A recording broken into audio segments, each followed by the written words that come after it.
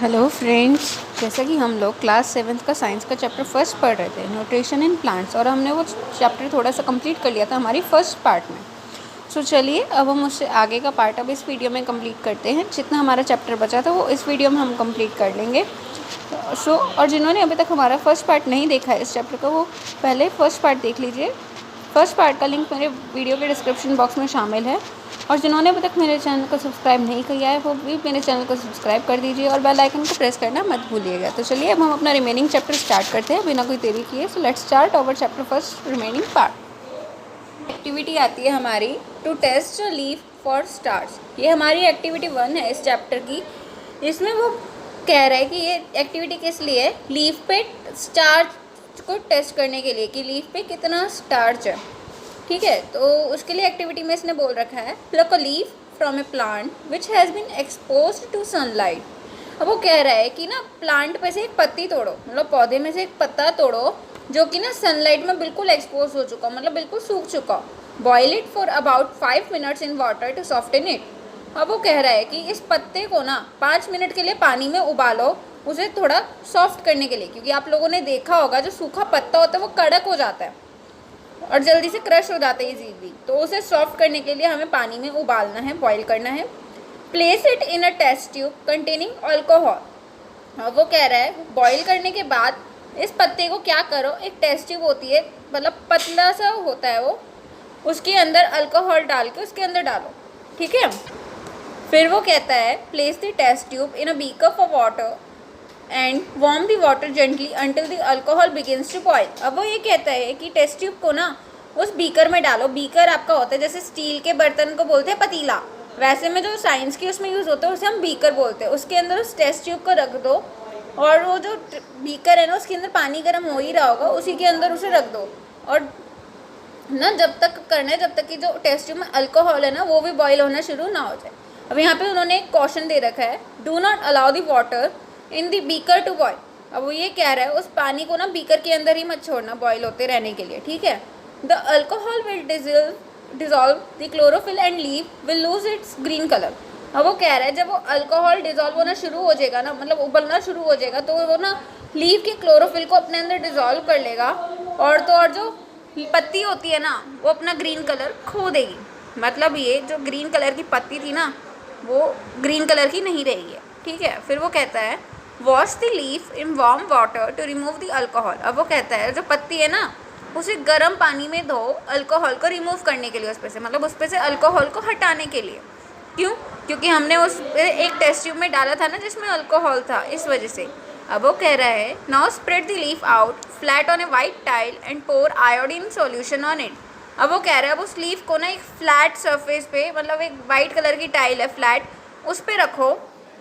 ठीक है, और उस पर ऊपर आयोडीन डाल दो, आयोडीन सॉल्यूशन। ठीक है, आयोडीन सॉल्यूशन आपका क्या होता है, नमक भी हो सकता है। ठीक है, नहीं तो आप कुछ और भी ले सकते हो। ठीक है, remove the leaf from the iodine and wash it with water. अब वो कह रहा है अब उस लीफ को रिमूव कर दो, उस पर से मतलब आयोडीन में से हटा दो उसे और उसे पानी से धो दो। ठीक है, फिर वो कह रहा है hold it up against the light. अब वो कह रहा है इसे लाइट की तरफ कर दो। You will observe that parts of the leaf become blue black. अब आप क्या नोटिस करोगे उसमें कि जो लीफ के पार्ट्स है ना, मतलब पत्ती के जितने भी पार्ट्स हैं वो सारे ब्लू और ब्लैक कलर के हो जाएंगे। ठीक है, फिर वो कह रहा है these parts of the leaf have starch in them. ये जो पार्ट्स होते हैं ना लीफ के, इनके अंदर स्टार्च होता है। ठीक है, जो ब्लू ब्लैक होएंगे ना उसी के अंदर स्टार्च होता है।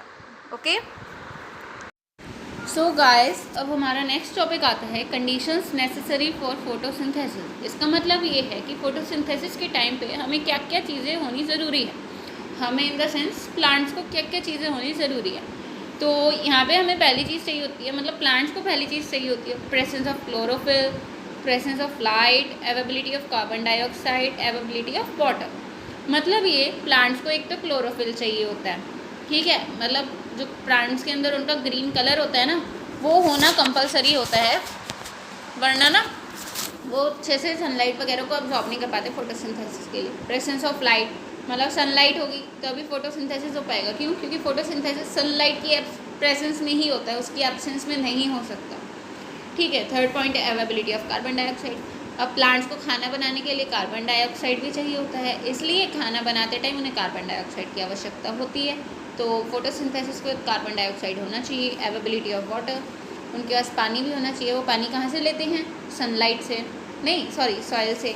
लाइट कहाँ से लेते हैं? सनलाइट से। क्लोरोफिल क्या होता है? उनका जो ग्रीन पिगमेंट होता है, I mean green colour. Okay, तो ये तो छोटा सा ही टॉपिक था, छोटा सा ही है, चैप्टर भी छोटा ही आप लोगों का ये। ठीक है, चलिए अब आगे बढ़ते हैं हम फ्रेंड्स। इसके बाद हमें गिवन है एक्टिविटी 2, जिसका नाम है to show that light is necessary for photosynthesis. इसमें वो ये कह रहा है, इस एक्टिविटी में ये एक्सपेरिमेंटल इन्वेस्टिगेशन ये है कि ना, इसमें उन्होंने ये दिखाया कि जो फोटोसिंथेसिस होता है ना, उसके लिए लाइट बहुत ज़्यादा ज़रूरी है। लाइट के बिना फोटोसिंथेसिस नहीं हो सकता। ठीक है, चलिए अब हम इसे पढ़ते हैं। इसमें वो कह रहा है, take a potted plant and discharge its leaves by keeping it in dark for 2 days। वो कह रहा है कि ना, हमें एक गमला लेना है, मतलब जो गमले में पौधा वो लेना है, और उसकी एक पत्ती लेनी है और उसे बिल्कुल डिस्ट्रॉय कर देना है, बिल्कुल उसे नष्ट कर देना है। कैसे? उसे अंधेरे में रखना है 2 दिन के लिए, जिससे कोई उसे लाइट ना मिले। फिर वो कह रहा है, take a black paper and cut a simple L shape in it by using a stencil. अब वो कह रहे हैं कि हमें ना ब्लैक कलर का पेपर लेना है और उसमें ना एल अल्फ़ाबेट शेप में उसे कट करना है। आप देख सकते हैं यहाँ फिगर में भी शो किया हुआ है। फिर वो कह रहा है, cover 1 leaf with this paper, leave this setup in sunlight for 4 to 6 hours। अब वो कह रहा है, एक लीफ को लो और उसे ना इससे उसके ऊपर रख दो। जो हमने एल शेप का पेपर कट किया है ना, उसे उस पेपर के लेके हमें उस लीफ को कवर कर देना है और उस लीफ को फिर हमें 4 to 6 hours के लिए सनलाइट में रख देना है। ठीक है, फिर वो कह रहा है, detach the leaf and test it for presence of stars.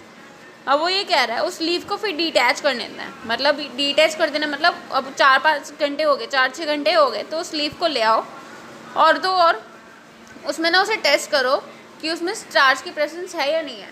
उसमें हम लोग क्या ऑब्जर्व करेंगे फिर?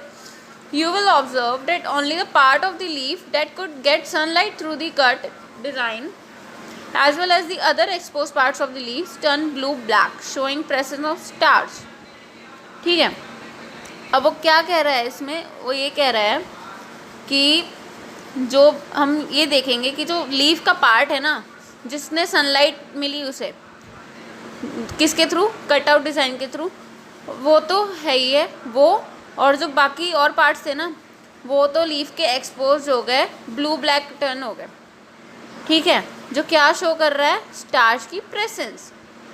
क्या शो कर रहा है? स्टार्च की प्रेजेंस। ओके, आप यहाँ पे ये फिगर भी देख सकते हैं, ब्लू ब्लैक कैसे शो किया गया है।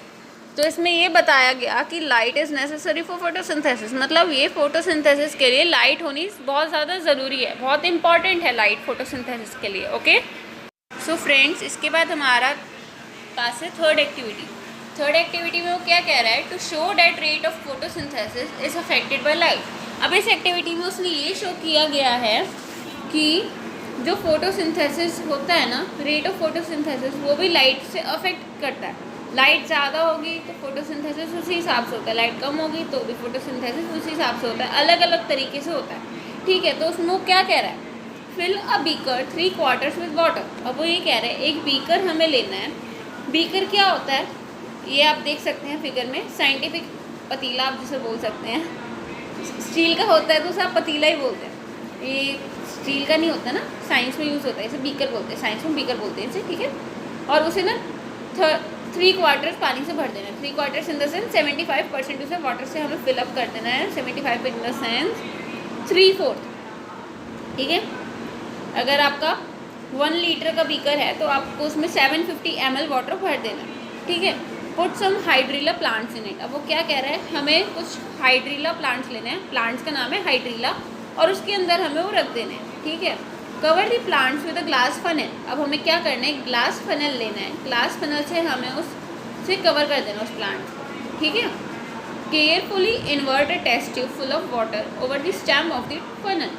अब वो क्या कह रहा है कि ना, हमें एक टेस्ट ट्यूब लेनी है जो कि पानी से भरी हुई है, और उसे ना जो फनल की स्टेम है ना, उस पर इन्वर्ट कर देना। ठीक है, फिर वो कह रहा है keep the arrangement in sunlight you will find bubbles of A gas escaping from the leaves of the plant. अब वो ये कह रहा है कि हम लोग ये देखेंगे फिर उसमें कि जो गैस के बबल्स है ना वो उसमें से आ रहे हैं, किसमें से, जो लीव्स है ना प्लांट की, उसमें प्लांट्स की आप लीव देखोगे ना उस पर ना गैस के बबल होंगे। Keep the plant away from sunlight ना। अब वो ये कह रहा है उस प्लांट को ना सनलाइट में से हटा दो। पहले हमने उस प्लांट को धूप में रखा हुआ था ना, धूप जा रही थी, ये देखो यहाँ पे शो भी किया गया है। आप एक तरफ से तो सनलाइट आ रही है और एक तरफ आपको एयर बबल शो किए गए हैं, वाटर शो किया गया है, हाइड्रीला प्लांट शो किया गया है। तो इसमें ये शो किया गया कि ये सनलाइट में था। अब वो क्या कह रहे हैं, इस पौधे को सनलाइट में से हटा लो। फिर हम क्या ऑब्जर्व करेंगे, you will observe that the number of bubbles have decrease in the shady place. अब वो ये कह रहा है कि जो बबल्स थे ना लीव्स पे वो कम हो जाएंगे, शेडी प्लेस में आती, मतलब शेडी प्लेस में आती जहाँ पे सनलाइट नहीं आ रही होगी ना, वहाँ पे उस पौधे के आते बबल्स कम हो जाएंगे। ठीक है, तो इसका मतलब यही है जितनी ज़्यादा सनलाइट उसे मिलती है उतना ज़्यादा फोटोसिंथेसिस होता है। अब अगर सनलाइट कम हो जाएगी ना तो प्लांट में फोटोसिंथेसिस कम होएगा, प्लांट का खाना कम बनेगा। ठीक है फ्रेंड्स, इसके बाद है हमारे पास एक्टिविटी 4 जिसमें ये है chlorophyll is necessary for photosynthesis. मतलब ये जो क्लोरोफिल होता है वो फोटोसिंथेसिस के लिए बहुत ज़्यादा इंपॉर्टेंट है।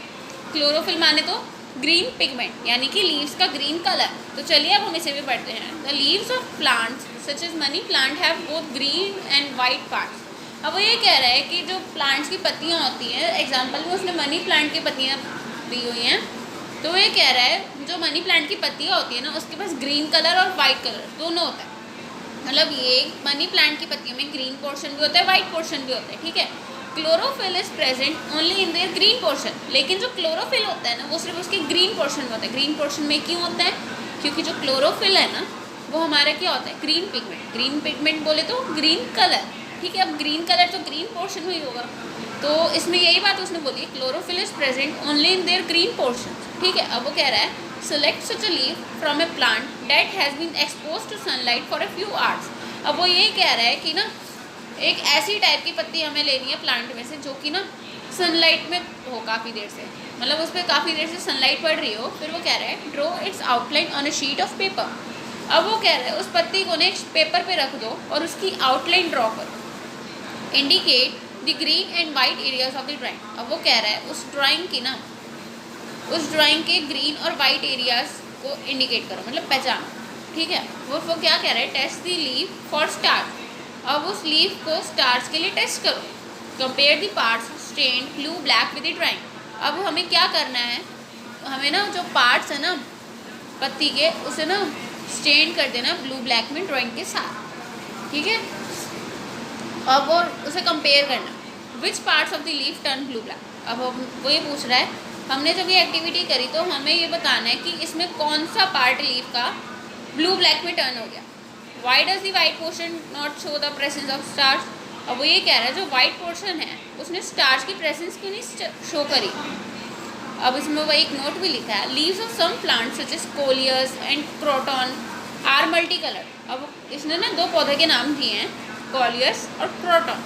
ये दो पौधे ऐसे होते हैं जिनकी जो पत्तियाँ होती है ना मल्टी कलर होती है, अलग अलग कलर की होती है। Their non green portions also carry chlorophyll. लेकिन जब उनके जो नॉन ग्रीन पोर्शंस होते हैं ना उनमें भी क्लोरोफिल होता है। However the colour of chlorophyll is hidden by other pigments present in the leaves. लेकिन क्या होता है, जो कलर ऑफ क्लोरोफिल होता है ना, क्लोरोफिल का जो ग्रीन कलर होता है वो बाकी कलर के पिगमेंट्स के अंदर छुप जाता है, फिर भी ना उनके अंदर क्लोरोफिल मौजूद होता है। ठीक है, अब दोस्तों यहाँ देखिए उसने ना क्वेश्चन बोला था, why does the white portion not show the presence of star. तो उसका भी आंसर यहाँ पे गिवन है, मतलब इसमें गिवन नहीं है, मैं आपको आंसर बता देती हूँ, आप उसे अपनी तरफ नोट डाउन कर लीजिएगा।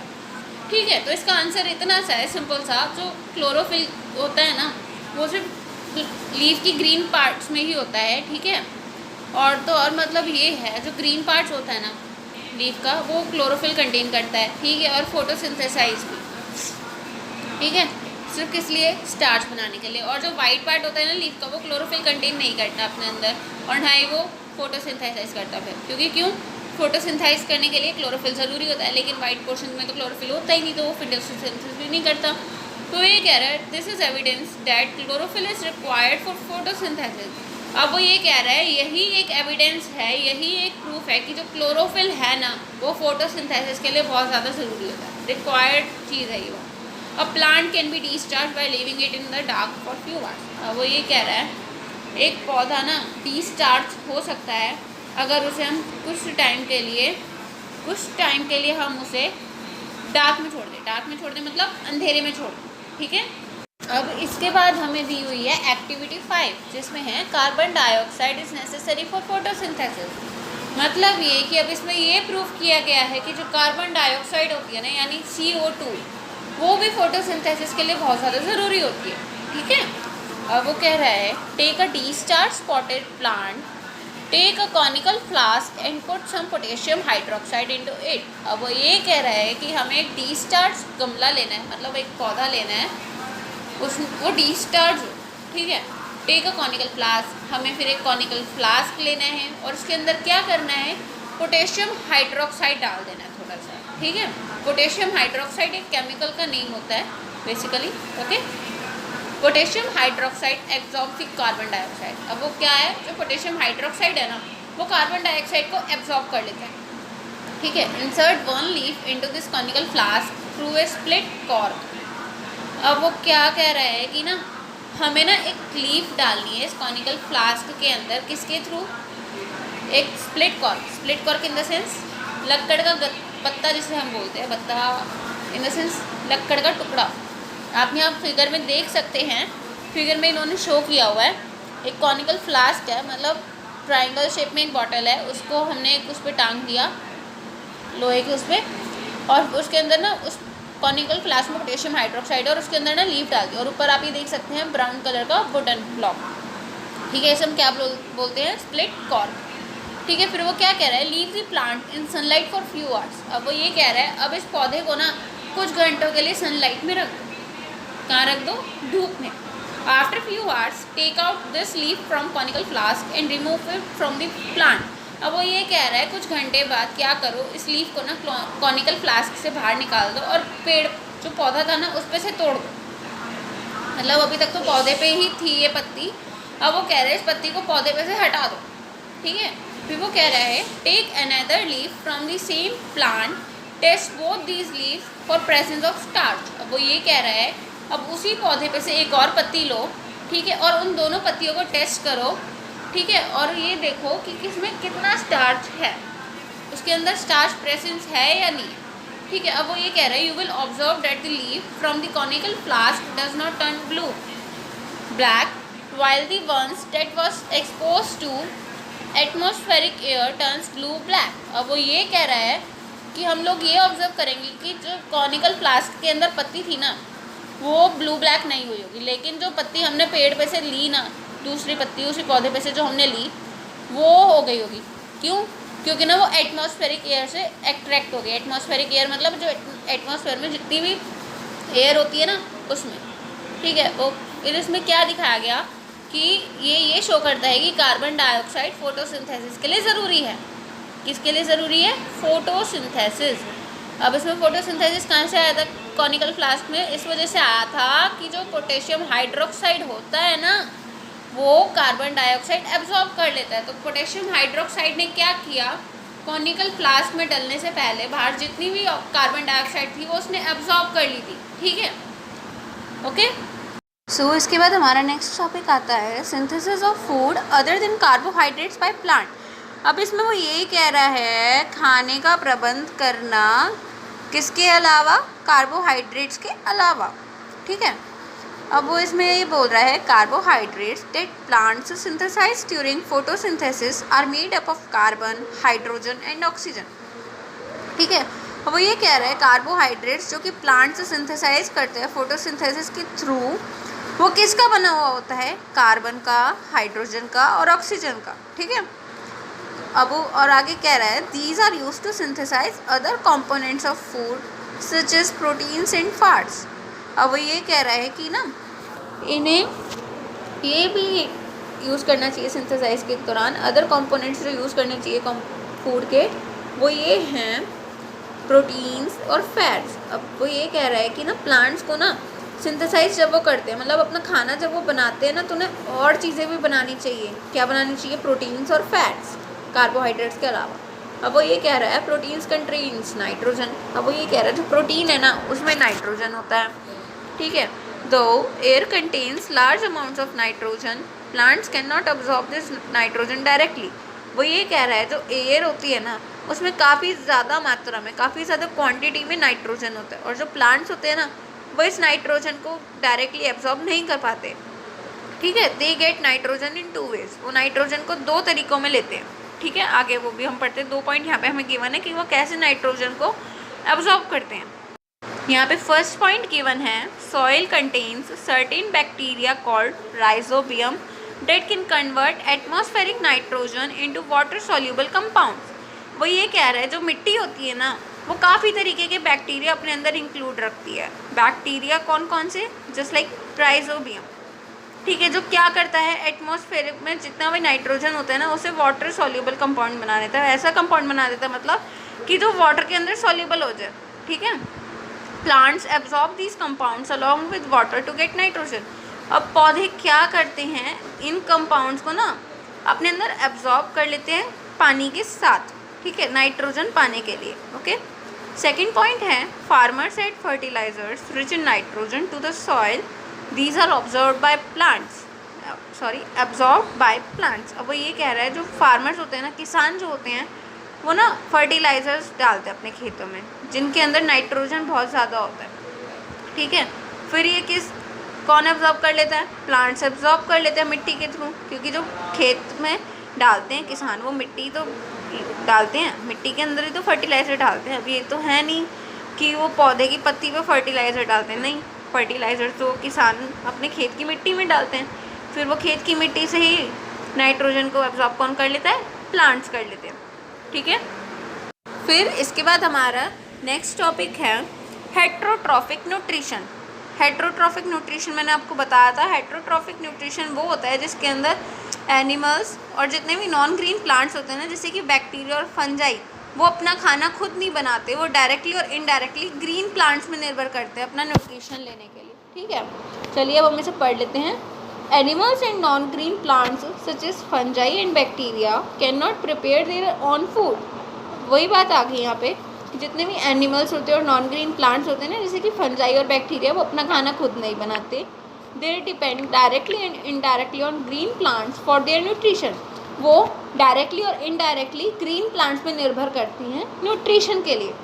This mode of nutrition is called heterotrophic nutrition. और इस टाइप के न्यूट्रिशन को हम क्या बोलते हैं? हेट्रोट्रॉफिक न्यूट्रिशन, ठीक है। Animals in green plants are known as heterotroph. वो ये कह रहा है जो एनिमल्स होते हैं और नॉन ग्रीन प्लांट्स होते हैं उन्हें हम क्या बोलते हैं? हेट्रोट्रॉफ्स। क्या बोलते हैं? हेट्रोट्रॉफ्स। फिर वो कह रहा है herbivorous animals depend directly on plants for their nutrition, carnivorous depend on other animals which in turn depend on plants. Thus, when you eat meat, you are indirectly depending on food prepared by plants. वो ये कह रहे हैं जो herbivorous animals होते हैं, herbivorous animals वो होते हैं जो पेड़ पौधे खाते हैं, प्योर वेजिटेरियन होते हैं, शुद्ध शाकाहारी होते हैं। वो डायरेक्टली न्यूट्रिशन के लिए प्लांट्स पे निर्भर करते हैं। क्यों? क्योंकि वो प्लांट्स खाते हैं। अब जो प्लांट्स के अंदर न्यूट्रिशन होता है वो हर्बीवोरस एनिमल्स को मिल जाता है, ठीक है। अब वो आगे ये कह रहे हैं जो कार्निवोरस एनिमल होते हैं, कार्निवोरस एनिमल वो जो जानवरों को खाते हैं, दूसरे जानवरों को खाते हैं, वो अदर एनिमल्स पे डिपेंड होते हैं। क्यों? वो हर्बीवोरस एनिमल को खाएगा। अब हर्बीवोरस एनिमल ने न्यूट्रिशन के लिए प्लांट्स को खाया तो उसके अंदर न्यूट्रिशन आया। अब कार्निवोरस उसी हर्बीवोरस को खाएगा तो उसे भी न्यूट्रिशन मिलेगा, ठीक है।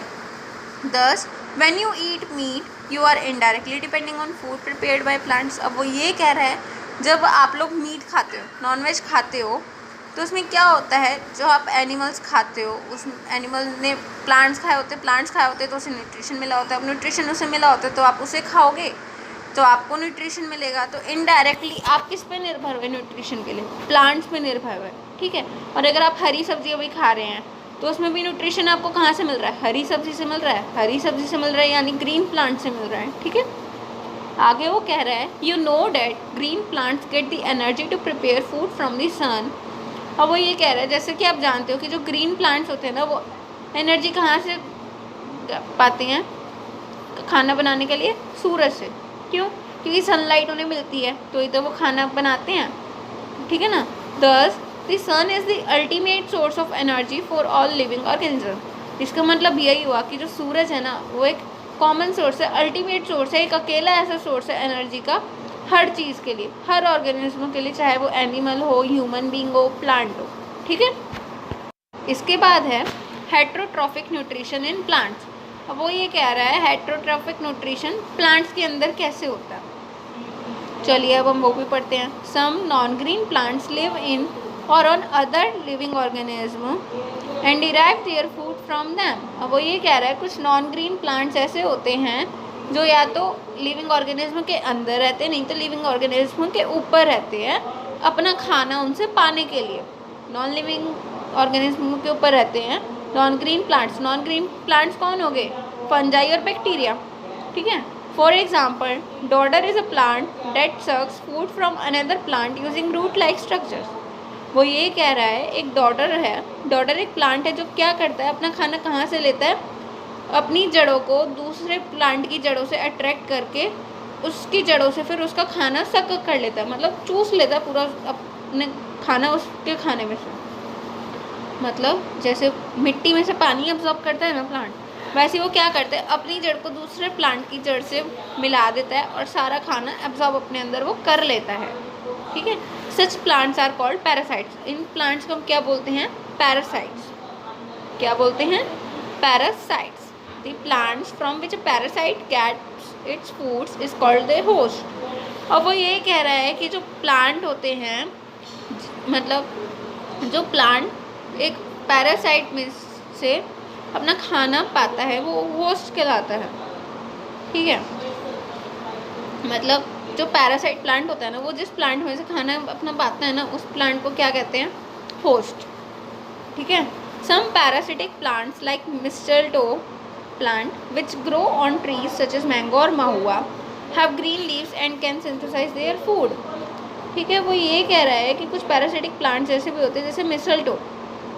मिस्टलटो भी एक प्लांट्स की है, यहाँ पे इसकी फिगर गिवन है, अभी फिगर आगे वीडियो में आएगी। ये क्या होता है? ये ना दूसरे ट्रीज पे ग्रो हो जाता है जैसे कि मैंगो पे और माहुआ पे, और इसकी जो ग्रीन लीव्स होती है ना, वो क्या कर लेती हैं?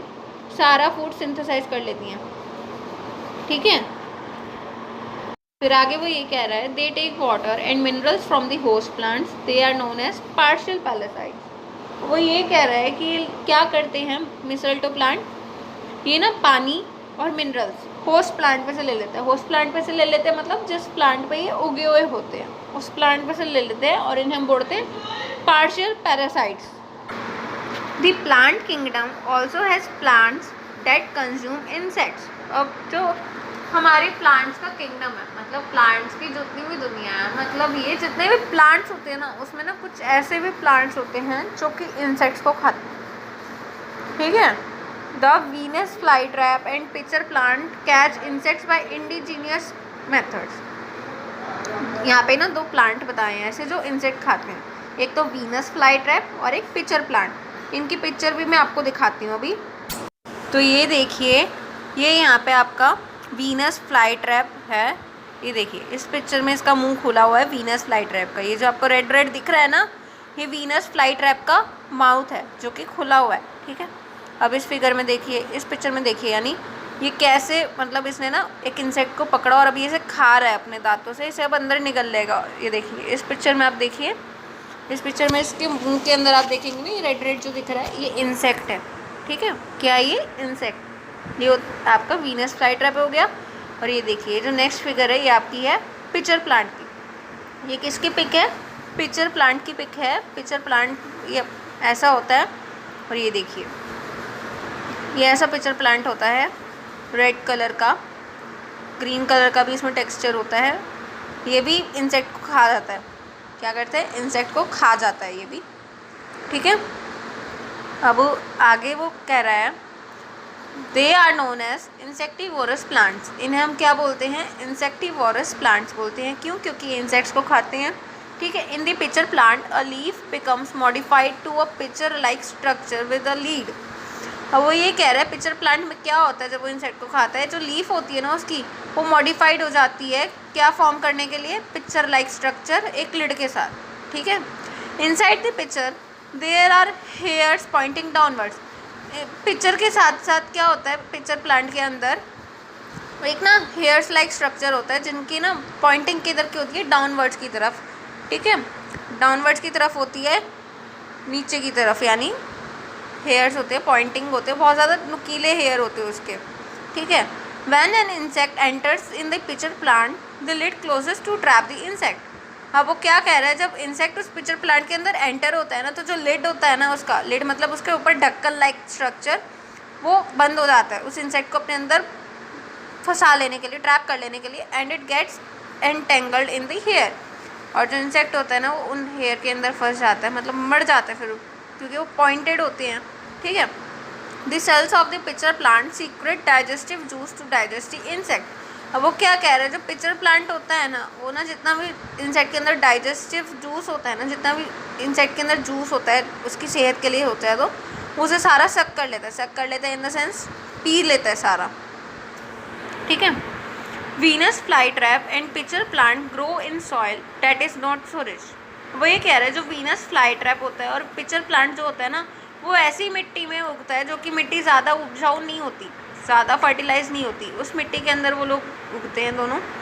दे use the nutrition obtained from insects to supplement the food they prepare by photosynthesis. अब वो ये कह रहा है कि ना वो न्यूट्रिशन कौन सा लेते हैं जो कि उन्हें इंसेक्ट में से मिलता है, उस न्यूट्रिशन से फिर वो अपना खाना बनाते हैं फोटोसिंथेसिस के थ्रू, ठीक है। अब ये देखिए यहाँ पे एक डायग्राम है फूड चेन। इसमें क्या हुआ, सनलाइट से घास ने क्या किया, ग्रास ने अपना खाना बनाया। अब उस ग्रास को हर्बीवोरस एनिमल ने खाया, यहाँ पे एक गोट दिखा रखी है ना, उसने खाया, फिर उस गोट को लायन ने खाया, लायन क्या हुआ, कार्निवोरस, ठीक है। अब उस गोट को, उस ग्रास को ह्यूमन बीइंग ने भी खाया, ठीक है। तो ये आपका पूरा फूड चेन है जिसमें ये दिखा गया है कि जो हमारी ग्रास है वो तो हो गई ऑटोट्रॉफ। ऑटोट्रॉफ कैसे हुई, क्योंकि वो डायरेक्ट सनलाइट से अपना खाना बना रही है, डायरेक्ट न्यूट्रिशन वो बना रही है। और जो हर्बीवोरस है वो क्या हुआ, हर्बीवोरस, लायन और ह्यूमन भी वो हेटेरोट्रॉफ हुआ। क्यों, क्योंकि वो अपना खाना खुद नहीं बना रहे, किससे ले रही हैं, ग्रास से ले रही हैं और एनिमल से ले रही हैं, ठीक है। अब इसके बाद हमारा आ जाता है सैप्रोट्रॉप्स, ठीक है। सैप्रोट्रॉप्स क्या होते हैं, चलिए अब हम ये भी पढ़ लेते हैं। सैप्रोट्रॉप्स हमारे वो होते हैं जो कि जैसे कि फंजाई और बैक्टीरिया, जो कि ये हेटेरोट्रॉफिक मोड ऑफ न्यूट्रिशन को लेते हैं, ठीक है। इन्हें हम सैप्रोफाइट्स भी बोलते हैं। Some non green plants live on dead and decaying plants and animals and derive their food from them. कुछ नॉन ग्रीन प्लांट्स ऐसे होते हैं जो कि मरे हुए जीव जंतुओं पे, मरे हुए पौधों पे होते हैं और अपना खाना उन्हीं से पाते हैं। एग्जाम्पल के लिए यहाँ पे है मशरूम और बाकी जितने भी फंजाई और बैक्टीरिया होते हैं। मशरूम भी आपका कहाँ उगता है, काई पे उगता है, नहीं तो मरे हुए पौधे पे जो कि बिल्कुल सड़ चुका होता है, ठीक है। फंजाई और बैक्टीरिया भी उसी पे आती है। They secrete digestive juices on dead and decaying matter. अब वो क्या कह रहे हैं, ये लोग क्या करते हैं, जितना भी डाइजेस्टिव जूस होता है ना डेड और डिकेइंग मैटर पे, मतलब ये जितने भी मरे हुए जीव जंतुओं पे होता है, उसे सक कर लेते हैं, मतलब उसे अपने अंदर ले लेते हैं सारा। This converts the solid matter into a liquid. अब ये क्या करते हैं, जितना भी सॉलिड मैटर होता है ना उसे लिक्विड में कन्वर्ट कर देता है। They then observe the nutrients from this liquid. फिर वो क्या करते हैं, जितने भी न्यूट्रिएंट्स होते हैं ना उसे ऑब्जॉर्व कर लेते हैं इस लिक्विड में से। This method of getting nutrients from dead and decaying matter in the form of a liquid is known as a saprotrophic nutrition. अब वो क्या कह रहा है, ये जो मेथड होता है ना न्यूट्रिएंट्स पाने का डेड और डिकेइंग मैटर पे से लिक्विड की फॉर्म में, इसे हम क्या बोलते हैं, सैप्रोट्रॉफिक न्यूट्रिशन। इसमें आपने कौन कौन से न्यूट्रिशन पढ़े, autotrophic nutrition, heterotrophic nutrition and saprotrophic nutrition. याद रहेंगे ये तीन। इन तीनों को आप अपने पास नोट डाउन कर लीजिए, इन तीनों नामों को, autotrophic nutrition, heterotrophic nutrition and saprotrophic nutrition, ठीक है। Fungi and bacteria that use this mode of nutrition are known as saprotrophs और saprophytes। अब ये कह रहा है जो भी फंजाई और बैक्टीरिया होते हैं जो ये सैप्रोट्रॉफिक न्यूट्रिशन को फॉलो करते हैं न्यूट्रिशन पाने के लिए, उन्हें हम सैप्रोट्रॉफ्स बोलते हैं, नहीं तो सैप्रोफाइट्स बोल सकते हैं, ठीक है। Spores of fungi are always floating around in the water. अब जो फंजाई के जितने भी स्पोर्स होते हैं ना, वो हमेशा एयर में फ्लोट करते रहते हैं, ठीक है, इधर उधर। They start germinating when they land on wet and warm things. अब वो क्या होता है, जो स्पोर्स होते हैं ना, वो अगर किसी गर्म या फिर गीली सतह पर आ जाए ना, सतह मीन्स सरफेस पे आ जाए ना, तो वो जर्मिनेट होने स्टार्ट हो जाता है, मतलब बढ़ने शुरू हो जाते हैं और फंजाई आनी शुरू हो जाती है। Fungi grow on shoes, clothes, pickles and other articles in warm and humid weather. वो ये कह रहा है फंजाई कहाँ उगती है, फंजाई उगती है आपके जूतों पे, कपड़ों पे, अचार पे, और जितनी भी अदर चीज़ें होती है ना जो कि गर्म और ह्यूमिड वेदर में रखी हुई होती है उन पे, ठीक है। अब आगे वो कह रहा है सेप्रोट्रॉफ्स में, in another mode of nutrition two different kinds of organism work together for their mutual benefit. अब वो ये कह रहा है जितने भी और बाकी मोड ऑफ न्यूट्रिशन होता है ना, उसमें ना दो तरीके के ऑर्गेनिज्म होते हैं जो कि एक साथ वर्क करते हैं अपने दोनों के बेनिफिट के लिए, अपने दोनों के फ़ायदे के लिए। For example algae which is an autotroph and fungus which is a saprophyte. वो ये कह रहा है, एग्जाम्पल के लिए हम एल्गे ले लेते हैं। एल्गे मीन्स काई जिसे हम बोलते हैं, वो एक ऑटोट्रॉफ है, और जो फंगस है वो एक सैप्रोफाइट है, ठीक है। अब क्या है, लिव टुगेदर इन लाइकन। अब वो ये कह रहा है कि ये दोनों ना एक साथ रहते हैं लिचन में, लिकन, ठीक है। The fungus supplies water and minerals to the cells of the algae. अब फंगस क्या करती है, वाटर और जितने भी मिनरल होते हैं ना, वो सारा कहाँ सप्लाई करती है, एल्गे के सेल में। जो काई होती है ना, ग्रीन ग्रीन आपने देखी होगी, अगर आप जू भी गए होगे तो हिप्पोपोटामस के ऊपर भी होती है एल्गे ग्रीन ग्रीन कलर की। तो जो काई होती है ना, उसको सप्लाई देती है जितने भी पानी होते हैं, जितने भी मिनरल्स होते हैं, फंगस देती है। While the algae supplies food to fungus. और एल्गे क्या करता है, जो खाना वो एल्गे बनाता है ना, वो फंगस को सप्लाई करता है, ठीक है। Such a mutually beneficial relationship is called symbiosis. और ये जो म्यूचुअली बेनिफिशियल रिलेशनशिप होता है ना, इसे हम क्या बोलते हैं, सिम्बायोसिस, ठीक है। म्यूचुअली बेनिफिशियल मतलब जिसमें दोनों को ही फ़ायदा हो, ऐसे रिलेशनशिप को हम बोलते हैं सिम्बायोसिस, एल्गे और फंगस के को। यहाँ पे आप लोग ये पिक्चर भी देख सकते हैं लाइकन की, जिसमें देखिए येलो येलो स्ट्रक्चर और ग्रीन ग्रीन स्ट्रक्चर आपको दिख रहा होगा, ठीक है ना। इसके अंदर ये फंगस और एल्गे है, ओके। अब यहाँ पे हमें एक और एक्टिविटी गिवन है, टू ग्रो फंजाई, मतलब हमें इसमें फंजाई को उगाना है। कैसे, take a slice of bread, हमें एक ब्रेड लेनी है, sprinkle some water on it and leave it in a moist place for 2 to 3 days। वो ये कह रहा है अब हमें क्या करना है, उस ब्रेड के स्लाइस पे थोड़ा सा पानी उस पर डाल देना है और उसे ना 2-3 दिन के लिए किसी मॉइस्ट प्लेस पे रख देना। Moist place in the sense जहाँ पे ह्यूमिडिटी ज़्यादा हो, मॉइस्चर ज़्यादा हो, ठीक है। Observe with a magnifying glass, can you see white, green or brown patches of thread like growth on the bread, this is a fungus. अब वो ये कह रहा है, अब हम मैग्नीफाइंग ग्लास से अगर हम देखेंगे ना 2-3 दिन बाद उस ब्रेड पे, तो ना उस पर ना हमें सफ़ेद, ग्रीन और ब्राउन पैचेस दिखाई देंगे थ्रेड लाइक स्ट्रक्चर में, ठीक है। उसमें ना थ्रेड लाइक स्ट्रक्चर हो रहा होगा, वो क्या है, फंजाई, क्या है, फंगस हम उसे बोलते हैं, ठीक है। अब आगे नेक्स्ट और लास्ट टॉपिक हमारा आ जाता है replenishing nutrients in the soil, ठीक है। रिप्लेनिशिंग मतलब भरपाई, ठीक है। क्या होता है, भरपाई। Plants absorb nutrients from the soil, therefore the amount of nutrients in the soil goes on decreasing।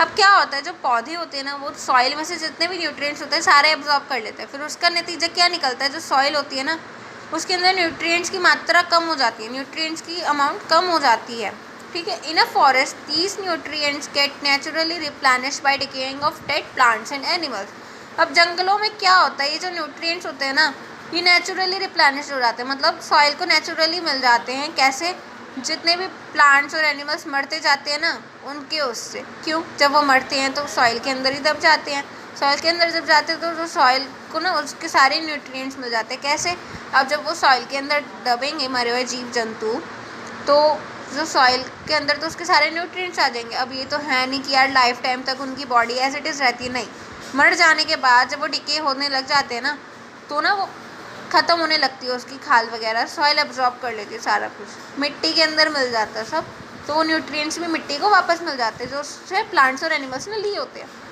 However on a farm These nutrients have to be added to the soil in the form of manure and fertilizers. अब खेतों में क्या होता है, ये जो nutrients होते हैं ना, ये सॉइल को कैसे मिलते हैं? मैन्योर और फर्टिलाइज़र के तौर पे। किसके रूप में मिल जाते हैं? मैन्योर और फर्टिलाइज़र्स। अब मैन्योर और फर्टिलाइज़र्स भी कहाँ से आता है? वो भी तो कूड़े में से आता है, जानवरों में से आता है ना।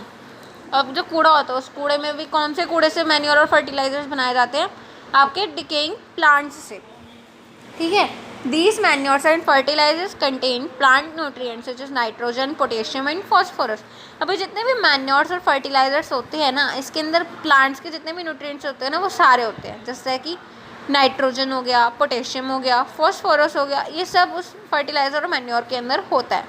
और farmers knows which nutrients are crucial for which crops and adds manures and fertilizers accordingly. अब जो किसान होता है ना, उसे ये पता होता है कौन सा न्यूट्रिएंट कौन सी खेती के लिए अच्छा है, तो वो उसी अकॉर्डिंग मैन्योर और फर्टिलाइजर्स अपने खेत में डालता है, ठीक है। Most crops require a lot of nitrogen to make proteins. अब क्या होता है, कुछ क्रॉप्स ऐसी होती है जिनको ना बहुत ही ज़्यादा मात्रा में, बहुत ही ज़्यादा तादाद में, बहुत ही ज़्यादा अमाउंट में नाइट्रोजन चाहिए होता है प्रोटीन बनाने के लिए, ठीक है। After the crop is harvested the soil becomes deficient in nitrogen. अब जब जो क्रॉप होती है ना, जो फसल होती है, वो जब हार्वेस्ट हो जाती है मतलब जब फसल की कटाई हो जाती है ना, तो जो सॉइल होती है ना, उसमें से नाइट्रोजन की मात्रा कम हो जाती है, ठीक है। You have already read that bacteria rhizobium can take atmospheric nitrogen and convert it into a soluble form that the plants can absorb. वो ये कह रहा है, जैसे कि आप पहले से जानते होंगे, जो राइजोबियम होता है एक बैक्टीरिया, वो जितना भी है ना एटमॉस्फेरिक नाइट्रोजन होता है वो ले सकता है और उसे किस में कन्वर्ट कर सकता है? एक सॉल्युबल फॉर्म में, जो कि प्लांट्स एब्जॉर्ब कर सकते हैं, ठीक है। Rhizobium can not make its own food. जो राइजोबियम होता है ना, वो अपना खाना खुद नहीं बनाता। It therefore lives in the roots of leguminous plants like gram, peas and moong, where it get foods and shelter. अब वो क्या होता है, जो राइजोबियम होता है ना, कहाँ रहता है? वो लेग्यूमिनियस प्लांट्स की जड़ों में रहता है। लेग्यूमिनियस प्लांट्स यानी आपका चना, दाल, मटर, मूंग, इनकी जड़ों में रहता है, जहाँ पर ये अपना खाना भी मिल जाता है इसे और रहने को जगह भी। In turn it provides them with the nitrogen, और बदले में ये उन्हें नाइट्रोजन प्रोवाइड कराता है, ठीक है। इट दस has a symbiotic relationship with leguminous plants. इसका मतलब ये है कि ना, ये राइजोबियम जो होता है ना, इसका ना इन प्लांट्स से सिम्बायोटिक रिलेशनशिप होता है। सिम्बायोटिक रिलेशनशिप मतलब दोनों को ही बेनिफिट होता है, म्यूचुअल बेनिफिट होता है, ठीक है। We get most of the pulses from the leguminous plants. हम ना ढेर सारी पल्सेस यानी जितने भी दालें, राजमा, छोले वगैरह होते हैं ना, वो सारे हम लेग्यूमिनियस प्लांट्स से ही लेते हैं। Farmers know that they do not need to add nitrogenous fertilizers in the soil in which leguminous plants are grown. और वो ये कह रहा है, जो किसान होता है ना, वो ये बात पहले से जानता है कि ना उसे ना और ज़्यादा नाइट्रोजीनियस फर्टिलाइजर्स सॉइल के अंदर डालने की ज़रूरत नहीं है जहाँ पे लेग्यूमिनियस प्लांट्स उग रहे हों। क्यों? क्योंकि उसे ये पता होता है जो राइजोबियम है ना, वो ऑलरेडी उनके रूट्स में होता है लेग्यूमिनियस प्लांट्स के, और वो भारी मात्रा में नाइट्रोजन उन्हें दे देता है, ठीक है। अब यहाँ पे हमें ना एक फ्लो चार्ट गिवन है आपको अच्छे से समझाने के लिए। अब ये देखिए, यहाँ पे लिखा हुआ है nutrition in plants. Nutrition in plants के दो टाइप इसने दे रखे, autotrophic nutrition and heterotrophic nutrition, ठीक है। अब ऑटोट्रॉफिक न्यूट्रिशन में देखिए लिखा है, autotrophic nutrition requires chlorophyll, sunlight, carbon dioxide. क्या चाहिए होता है ऑटोट्रॉफिक न्यूट्रिशन में? 3 चीज़ें चाहिए होती है।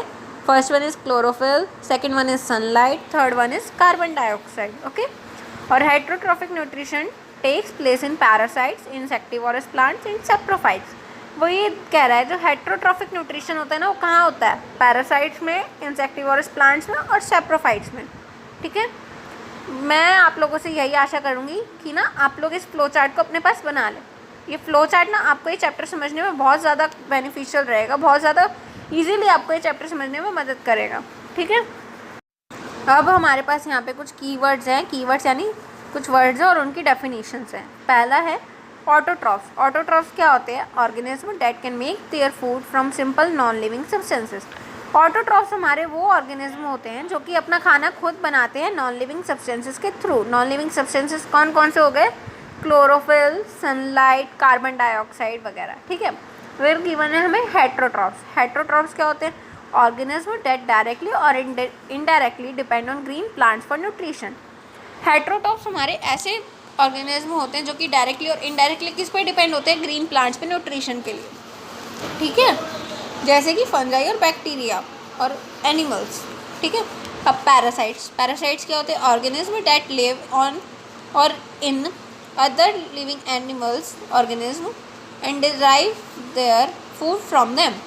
और पैरासाइट्स हमारे ऐसे ऑर्गेनिज्म होते हैं जो कि ना लिविंग ऑर्गेनिज्म, मतलब जितने भी जीवित जंतु होते हैं ना उनके ऊपर रहते हैं, नहीं तो उनके अंदर रहते हैं।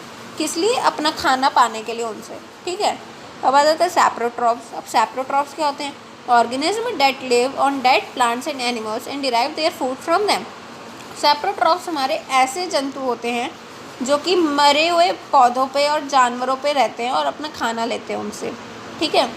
फिर आ जाता है symbiosis, the mode of nutrition where two different organism work together for the mutual benefit. Symbiosis ऐसे टाइप का न्यूट्रिशन होता है जिसके अंदर ना दो अलग अलग तरीके के ऑर्गेनिज्म होते हैं और वो इकट्ठा काम करते हैं एक दूसरे के बेनिफिट के लिए, क्योंकि उन्हें ये पता होता है हमारे काम से ना हमें बेनिफिट नहीं मिलेगा लेकिन दूसरे को बेनिफिट मिलेगा, और जब दूसरे को बेनिफिट मिलेगा ना वो अपने बेनिफिट से जो काम करेगा उस काम से उन लोगों को बेनिफिट मिलेगा जिसने दूसरे पर्सन को बेनिफिट दिलवाया, ठीक है। तो आज का हमारा चैप्टर यहीं ख़त्म होता है। आई होप आप लोगों को मेरी वीडियो पसंद आई होगी। सो दोस्तों, मेरी वीडियो को लाइक शेयर कमेंट करना ना भूलें, और जिन्होंने अभी तक मेरे चैनल को सब्सक्राइब नहीं किया है वो प्लीज़ मेरे चैनल को सब्सक्राइब कर दीजिए और बेल आइकन को प्रेस करना मत भूलिएगा। बाय।